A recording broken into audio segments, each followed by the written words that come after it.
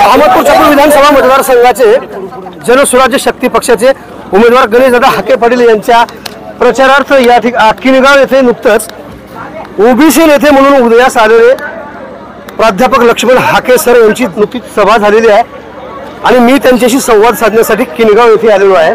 तुम्ही बघू शकता मोठी गर्दी आहे।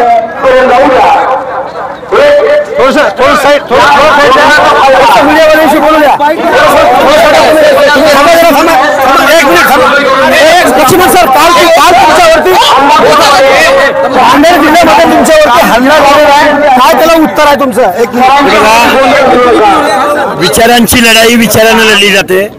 आमच्यावर जर कोण हल्ला करणार असतील, आमचा आवाज दाबू पाहणार असतील, बहुजनांची पोरं विधानसभेची निवडणूक लढतायत, त्यांच्यावरती दहशतवादाच्या माध्यमातून जर कोण इथं आमच्यावरती दादागिरी करायचा प्रयत्न करत असेल तर जशाच तसं उत्तर यांना मिळेल। किती ओबीसींचे आमदार मोठी मेहनत या महाराष्ट्राच्या विधानसभेमध्ये 25 ओबीसीचे आमदार आज निवडून गेलेले आहेत।